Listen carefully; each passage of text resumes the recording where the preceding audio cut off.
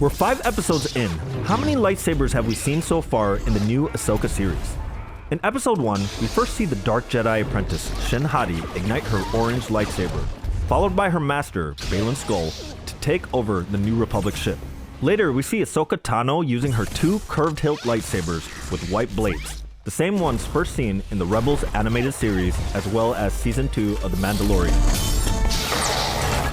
By the end of the episode, we are introduced to Sabine Wren's lightsaber, which is actually Ezra Bridger's second lightsaber introduced in the Rebels animated series, but with a modified emitter, which looks similar to Cal Kestis' lightsaber in the video game Jedi Fallen Order. It's safe to assume that this uses the same kyber crystal that Ezra installed, since the blade still glows green and Sabine, at the time, is not known to be force sensitive. In the second episode, we're introduced to a former Imperial Inquisitor named Snake Eyes. Merrick.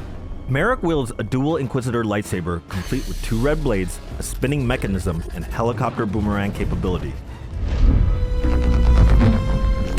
At the end of episode 4, Ahsoka appears in the alternate dimension known as the World Between Worlds, where she is greeted by either the ghost or some sort of force projection of Anakin Skywalker.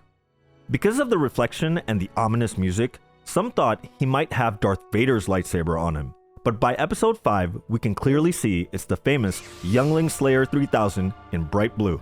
Later in the episode, we get a live-action Clone Wars flashback where we see young Ahsoka with her single silver Padawan lightsaber in bright green.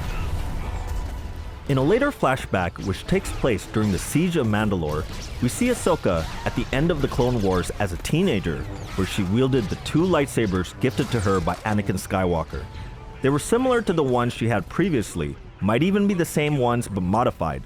Notably, unlike her previous green and greenish yellow blades, these new ones ignited bright blue blades, which made sense if Anakin was the one to have harvested the kyber crystals. Finally, we see a dark side version of Anakin Skywalker wielding a red lightsaber. Some might think this is now the Darth Vader lightsaber, but you can clearly see in the close-up where Ahsoka seizes the saber that it is in fact still the Youngling Slayer 3000. Now it's debatable whether it should be considered a new lightsaber since it's not in the physical realm. But it should be noted that in order to ignite red, it has to have a different kyber crystal, one that was made to bleed. A Ship of Theseus discussion for another time. But in real life, it's likely to be the same saber, and Hayden Christensen could have just switched it to a different color and sound font. Did you know if you have a custom baselit or NeoPixel lightsaber, it's easy to change the color and the sound?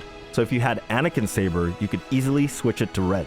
Get 10% off any lightsaber from Neo Sabers by using my affiliate discount code PrionJoni.